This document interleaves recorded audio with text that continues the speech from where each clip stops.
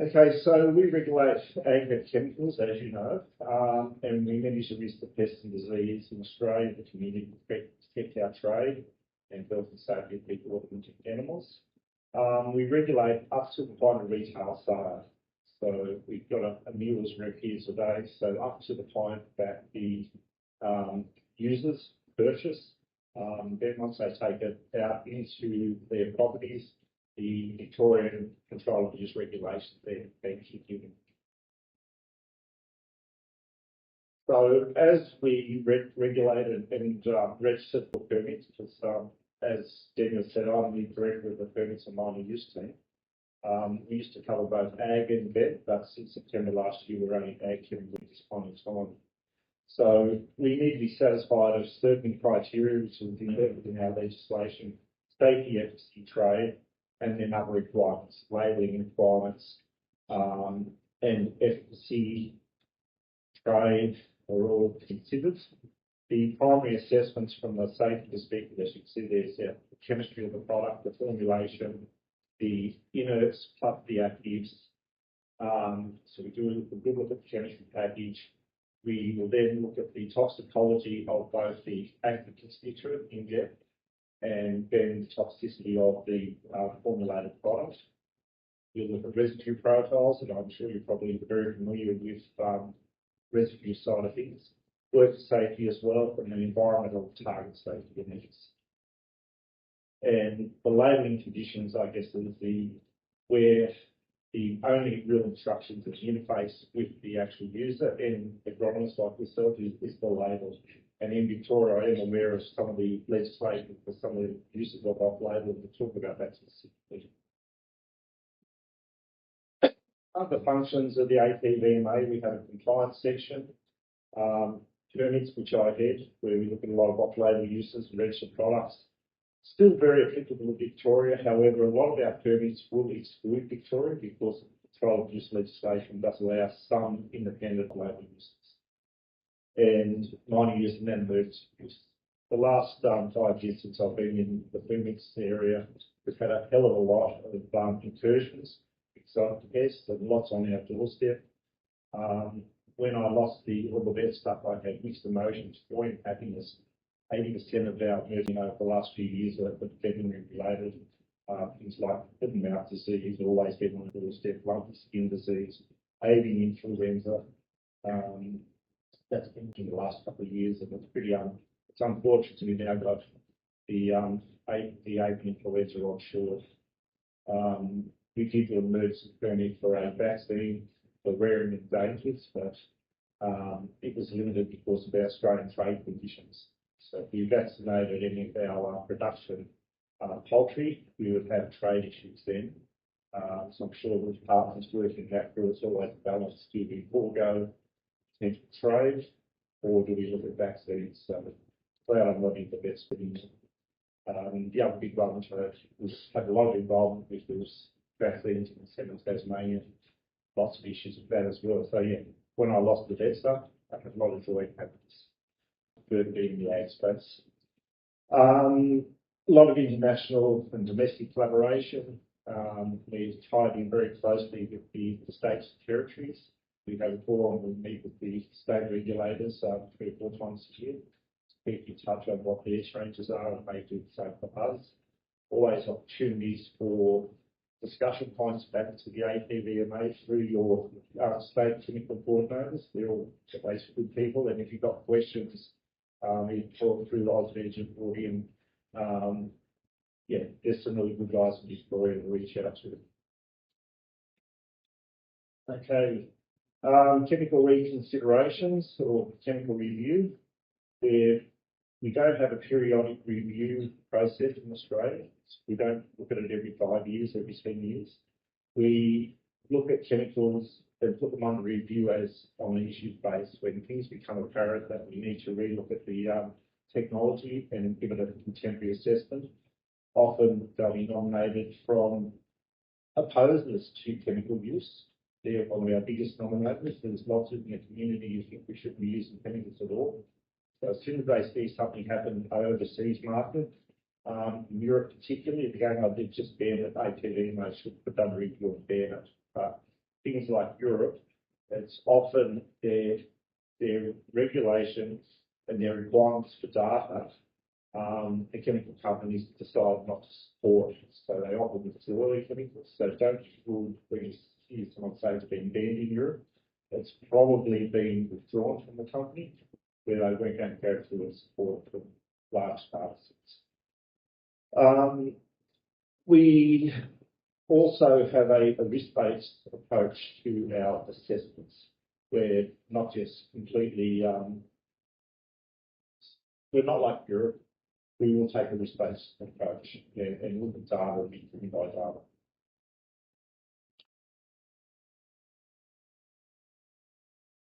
All right, so for chemical review, as I said, there's nomination, identify a course of action, then we have a prioritisation list. Unfortunately, or maybe fortunately for the industry, our list of chemicals to prioritise for review is very, very long, and we take historically quite a long time to get through the chemical reviews.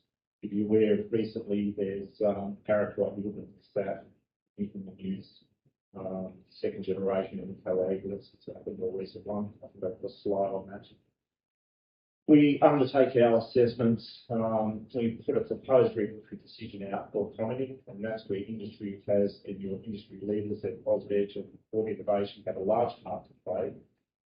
It's your opportunity then to provide feedback to the APVMA by your peak bodies or independently if you choose on our review proposed decisions. We then take that into account and then do a final regulatory decision. And usually move into a phase out unless there's reason for us to take immediate action. Over the years, we had information in front of us. We've done interim decisions and taken that immediate action when required. And then move through to finish up the chemical review at a later time. Just on that immediate.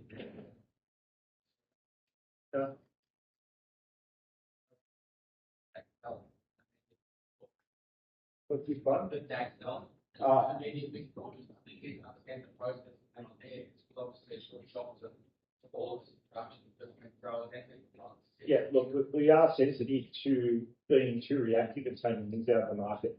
For that particular review 2 years ago, there was a new data, a new study was undertaken somewhere. I'm not sure exactly where, so excuse me, I haven't been in chemical review for over 5 years now.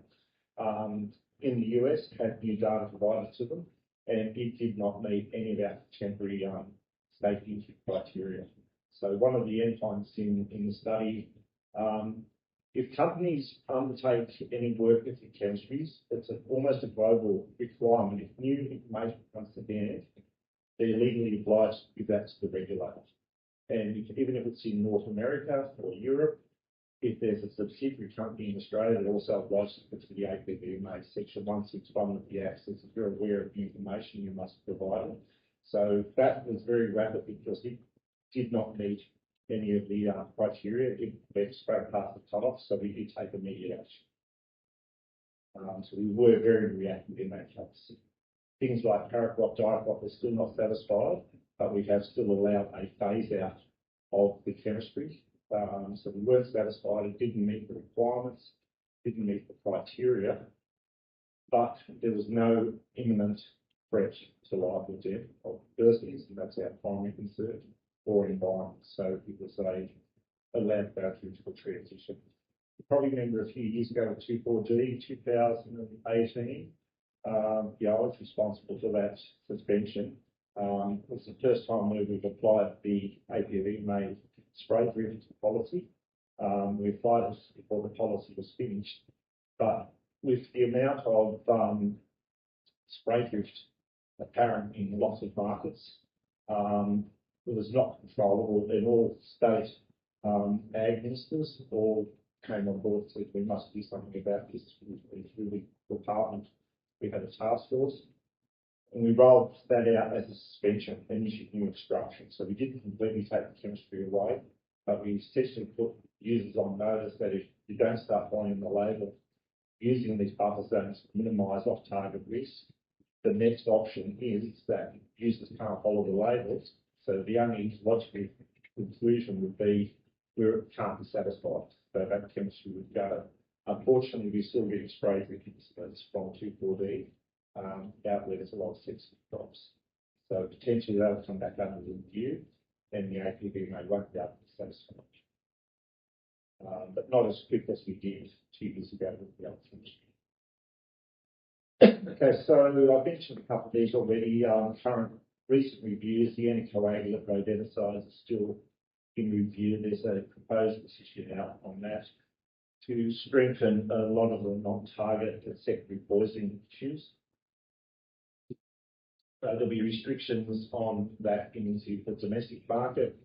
There'll be training requirements for pest control operators to be able to use. That will include all the way down to farmers, because probably you guys don't probably make recommendations on rodenticides in this market, but certainly up in tree crop and nut crop further up in the north, rodents are still a problem. So it's going to be more heavily controlled. And net weight has been recently in the media, initially with berries because of MRL issues a year ago. But there's also environmental issues that now popped up. And I don't think it's going to affect you guys too much, but some of the higher rates in berries are certainly unsupportable. And a recent permit we were not able to support in pineapple through the permit process. We ran our assessment of the permit and we were unable to support it. And that does create a little bit of confusion in the market, in that there's still labels which haven't been put under review at higher rates, but the pineapple growers are going, well, why can't we use it in pineapple? He said no, so they can meet the risk criteria for permit, but there's still label uses. So there's a bit of a lag in our chemical review to catch up, but that is slated really high on the process now. Paraquat, dicot, there'd be some effect for you guys down in this region. I'm assuming you use a reasonable amount of paraquat into row. Yeah. Those higher rates once again are gone. And I can't actually remember the rate that's been supported, but I'm sure you guys are all over that. The only real effect I think will be, do you have any potatoes growing out around where you got? Only Tasmania, okay. So I think the potato growers for some of the spray popping, I think for desiccation might have some problems. But in a very generic Australian market, I would guess that there is other potential alternatives sitting in some of the chemical companies' pipelines, but they will come probably at a cost. So you're going to have a lot of people whinging that got rid of a cheap and effective, be replaced with new technology, which will cost more. But I'm pretty sure that there'll be alternatives come onto the market now that opportunity in that market. They will know, if you like, if there's less use on paraquat or less use on glyphosate, there'll be more tailored chemistries that become available. Nitrogen bion, that's probably the only thing in Victoria that's probably going to have an effect on is probably plague locusts if we get more locusts outbreak, which looks like it may be building up. Certainly Queensland had a run last year. South Australia has got populations building up. They're in a bit of a scramble for some newer technologies. I know they've got a permit for buprenorphine for older stocks. Once again, chemical companies do choose what they keep on the market from time to time. So things like ULV, buprenorphine is no longer a registered product. So there is that permit to allow plague locust control with that. But once again, it's had contemporary spray groups with that, and it's carrying 800 to 900 metre buffers. So it's really going to be western districts that we get without by air. So, sorry, this is a pretty horrible slide I quickly threw together. These are current chem reviews, primarily rodenticides. You've got the neonics in amongst there as well. And so you find the fox and if you flow through that, you're affecting your broadcomb. They're all anticoagulants. Fipronil is in there, which will have some effect coming through potentially. I think seed treatments will probably stay. Midiflow has got a fairly high risk of poison to birds on treated grains. Clophienidin, I'm not sure if you use much clophienidin.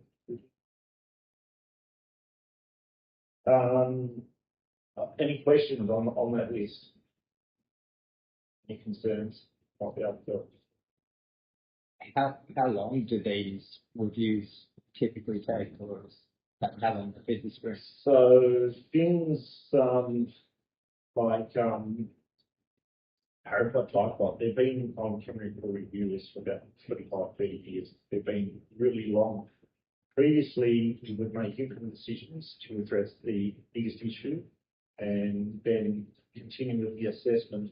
Up until 2014, the legislation allowed us, or it forced us to continue to look at any new data presented, and it was always a bit tricky. Every time we went to make a regulatory decision, we would have some new data given to us, so you had to stop and assess that data. So it was always hard to ever make a full decision. More recently, there's been 8 reviews finished in the last 4 years. And typically the time frames of 3 or 4 years to have all the assessments done, and we are getting better at meeting that time frame. So if you see something on review list, I suspect you'd be thinking within the next 5 years there's likely to be changes to those labels. So forecast down the track for purified level, primarily using grains. For Noxies, we'll be back on the microscope. 2,4-D's had its spray drift assessment done, but all other Noxies will have the spray drift assessment applied to them. That's next on the list, and I said you see dimethylate there again for environmental reasons.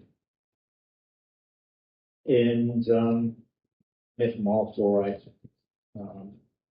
things which could affect you guys. So they haven't started yet. They're due to start in the next couple of years. So probably time for industry to start thinking now for this economy alternatives, or looking at finding out ways of having the appropriate data to support the use of transport industry. Okay, optical spot sprayers was mentioned. You guys, what's the uptake of technology? Started to be fairly high. Things like optical spot sprayers, into rows and stuff down here in Veg, I'm guessing.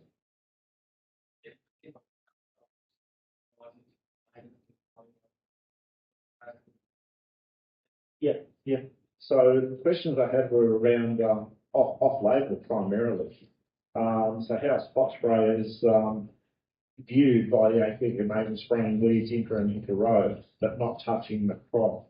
So the shielded sprayers obviously are going to reduce the risk with herbicides on your crop.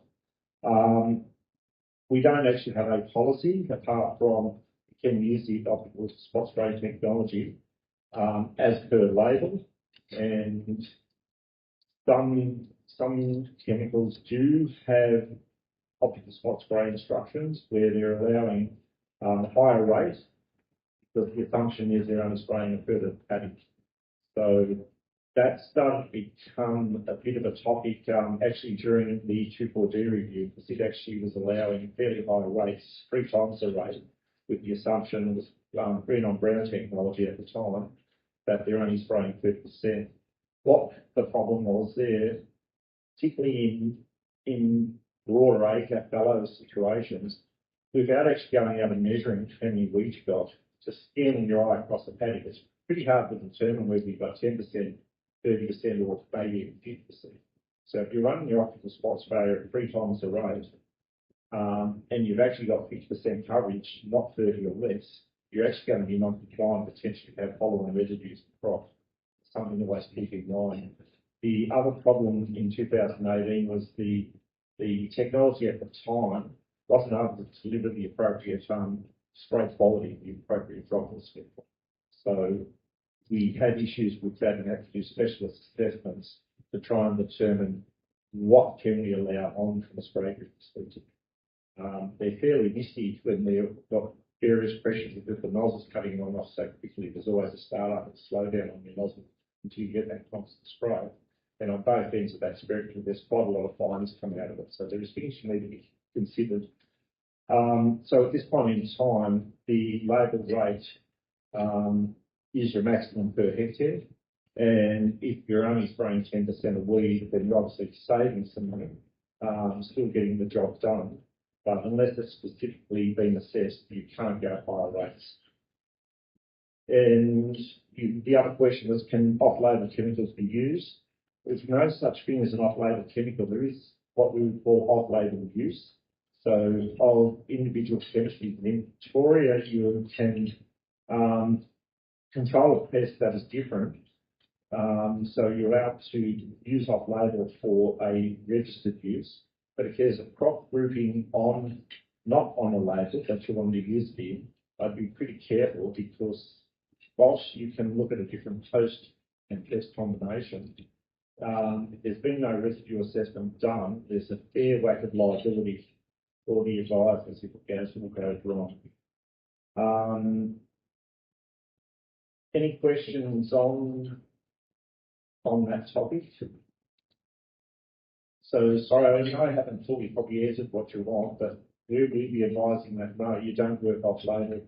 If you can change pests, comes to slightly lower rates, but going to the higher chemical rates, unless it's been assessed, it's going to be different. But Rod, is the APVMA looking at some of these different sprayers and look, because something like a Kilda is not a boom sprayer. Are you trying to fit that into existing frameworks of being a shielded spot sprayer, or are you looking at trying to create new carve-outs for them? It's going to be up to the chemical companies, to be honest, on what they want to represent on their label. They'll then have to provide us data to demonstrate what they want to do. There's also looking at proportionality and total field application rates, which has got some dangers, because potentially you'll have hotspots. If you've had a higher concentration of weeds in certain parts of your paddock, and you're wanting to go to higher rates, but looking at your 10 hectares and saying, look, we only apply X gram per hectare, it's going to be a little bit tricky, but there's a lot of work happening there, but that's going to be driven primarily from the and the data they can support for that. So it's still very early. In Australia, unlike Europe, we don't usually regulate implements. Implements don't form part of our assessment. So we don't assess and we don't regulate boom sprayers, but we do regulate aerially. We'll talk about that with RPAS in a moment. So the new technology will be purely driven by what the companies bring to us. But it's certainly topical, and it's something we need to get in front of. But still has to meet the same regulatory criteria. No questions on that?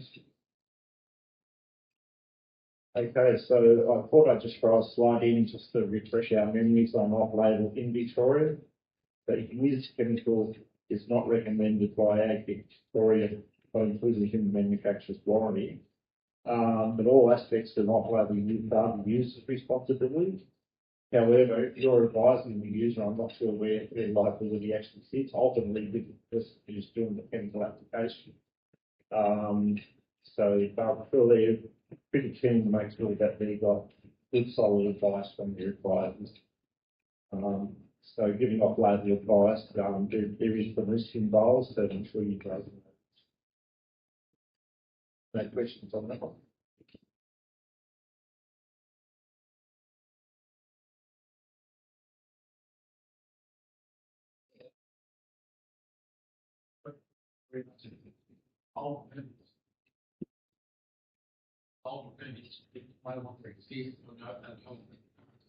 But the MRLs still sit and provide based on an old furnace and an old use patterns. You got here, you haven't got access to nature, fully access to should be using furnaces being that they've been surrendered and they've been done their training course, not no longer needed elsewhere in Australia. So starting like your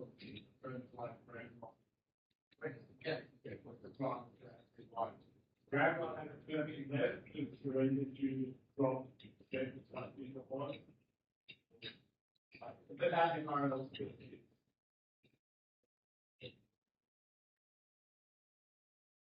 Yes, so the MRL still in the MRL standard. Under your Victorian legislation, you've got some comfort. We don't rush to remove MRL. Maybe in there as a temporary. they do get cleaned up from time to time. But so an old, because if you got access to an old permit and there's still an MRL, I can't say that you're going to be 100% safe, but it'd be a good bet, and you'd be reducing your risk in advising for that off-label use, because there is coverage. If you then when and work off permit, did something different what had been previously assessed, that would be a little bit harder to justify. But I'm not an expert on Victoria, and it is a little bit tricky time to time on how you interpret the legislation. But I think the safety is if there is another registered label use in another state, stay and test those rates maybe in a slightly different crop, depending on the morphology of the crop, it's probably reasonable.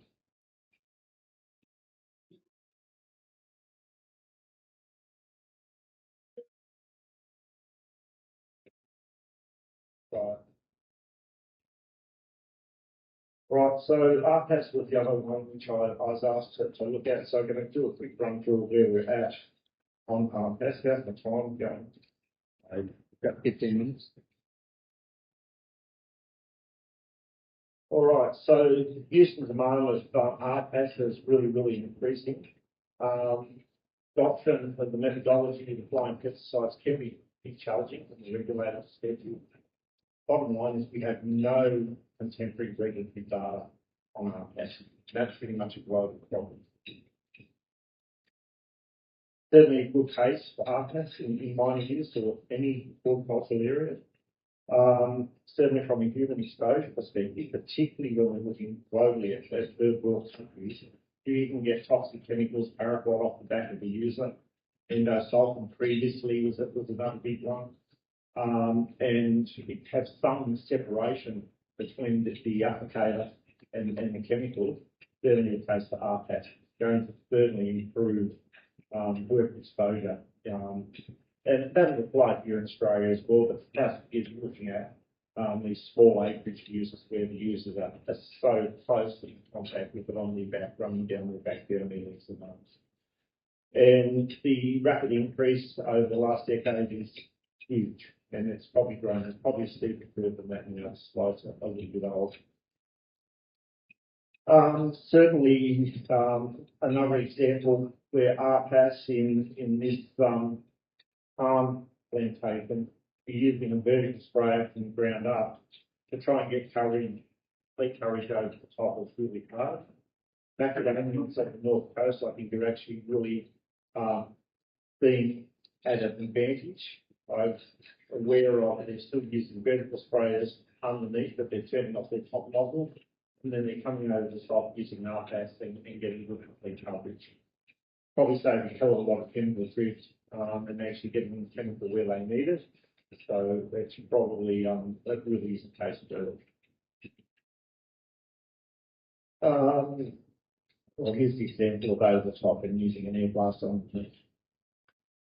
Really good dry. So currently, Davis have drone RPAS use in Australia. So we consider application of pesticides by RPAS is covered by the current spray through policy of 2019 and is classified as an aircraft. So it's in the same class as a fixed wing or a rotary wing aircraft. And yeah, so all UAVs, RPAS, whichever terminology you want to use for them, they're all covered. And that's where we have the problem. We only have data sets for fixed wing and rotary wing available to us to do our exposure assessments. And a helicopter application is a very conservative assessment for RPAS. Right, just clarifying that, if you're saying it's got a fixed wing presentation on the label, we can use it via. You can, and I'll get to that in a moment. There is some restrictions around what you have to do, and it is specific in the Victorian legislation. So current use nationally, and this does apply to Victoria, that you've got to observe all buffer zone requirements, which are on the label for aircraft, the spray quality, the water carrier volumes, and that's a problem that's becoming less as the RPAS units are getting larger. It's not uncommon now to have 50 litre machines out there. running around. Was the problem earlier when you were only having 15 or 25 litre capacity?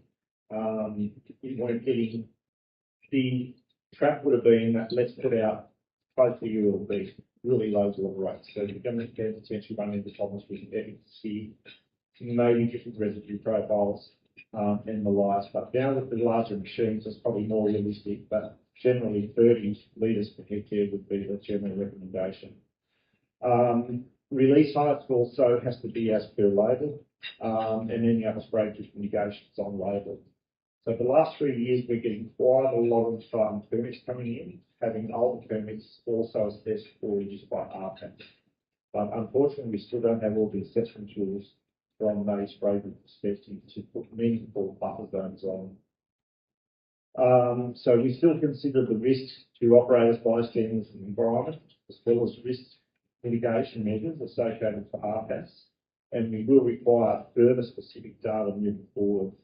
So before an RPAS to be used, specific label recommendations need to be made, but we do need regulatory quality data. We are looking at some interim measures to still have a conservative assessment to allow greater uptake of the technology. I'll touch that in a moment. So in Victoria specifically, it's got to be approved on the label for aerial use. So you can't just use RPAS if there is not already an aerial use on the label. So there would be a requirement for a permit to be applied for. And certainly that's a conversation we've been having with Hort Innovation in the last few months on what other data can be generated while normal data has been collected for residues to help support these uses of RPAS for mining uses, minor crops. What else is in there? The instruction for aerial spraying and spot spraying in relation to use are complied with, including water rates. So look, the Victorian legislation is consistent with our national approach from the previous slide.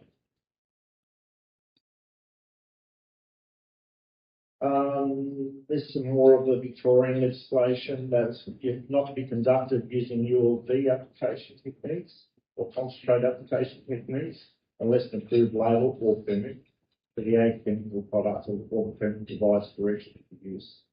And to be undertaken in accordance with the wind speed parameters specified on the approved label of the ag chemical or permit. If the approved label of the agricultural chemical product permit does not specify wind speed, aerial spraying must only be conducted 3 to 13.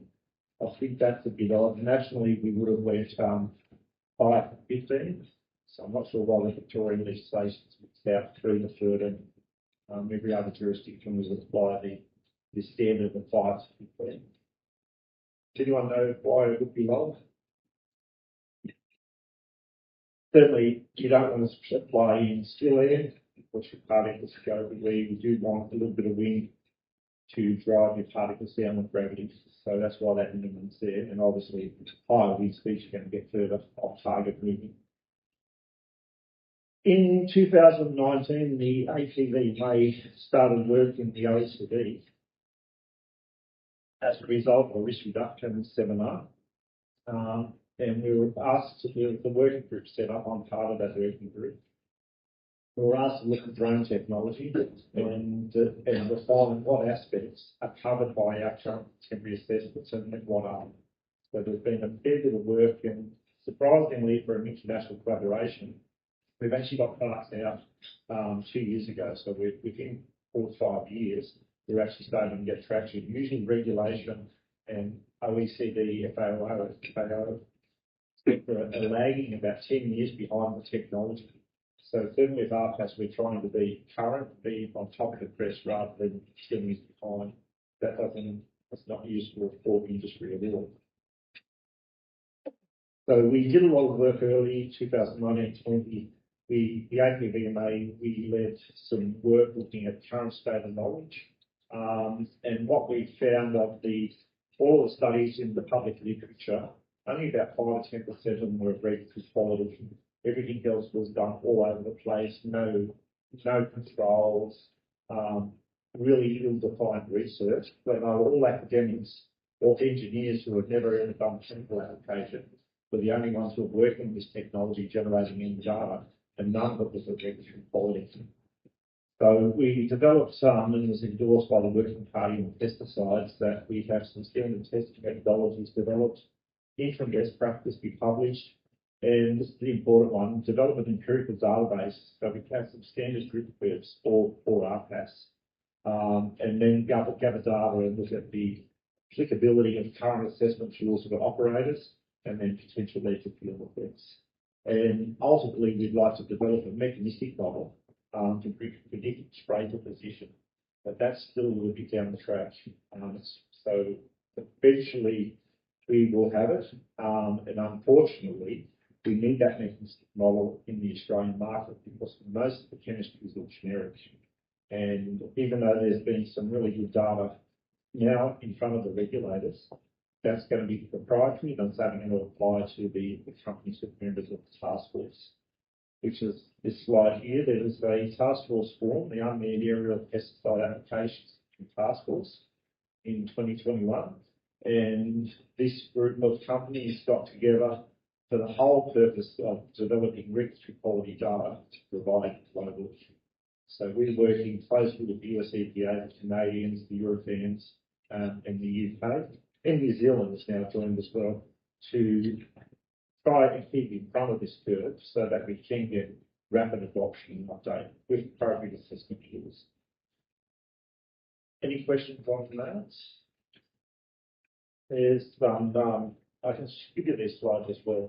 And there's some links to the UAPASTF task force where there's some really good useful references.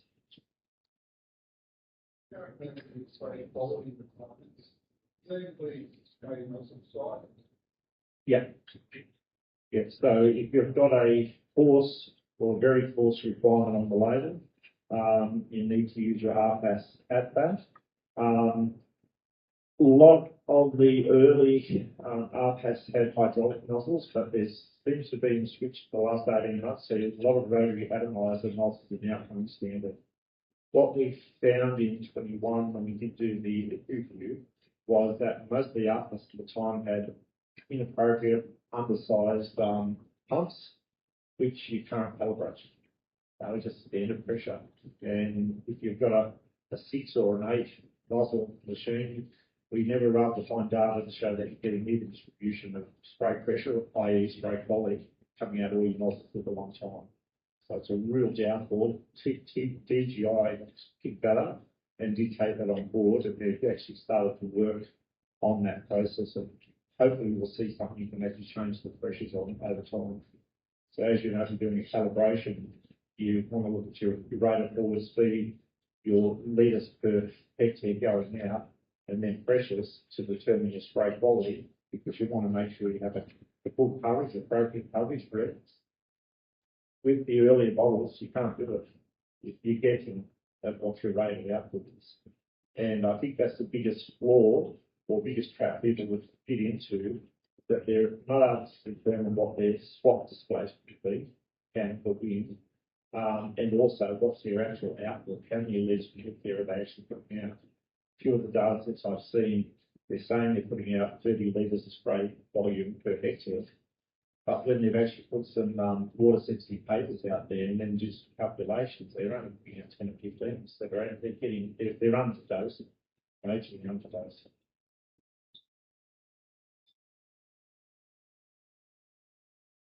So where we sit, is our basic assumption of this group is now panning out that the, I'm using the changeable terminology. This is a UASS, which is the US terminology for the unmanned aerial platforms. It's really quite funny at the OECD WPP, we could not determine and agree on a global terminology. Australia, we used RPAS. But yeah, I thought that was kind of funny. You think the group of regulators could agree on what we call these. So you get drones, UASS, RPAS. So you treat it as all these interchangeable.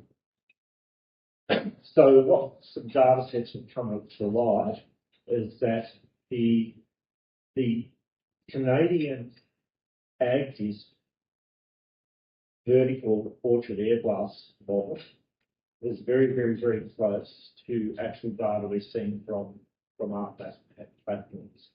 So APVMA is considered whether or not we can adopt and use the orchard air blast, maybe apply an assessment factor to allow us to actually have a conservative straight drift approach to RPAS. We're currently thinking about that at this point in time to allow realistic buffer zones to be applied. So what I'm stuck with now is I can only apply a helicopter model.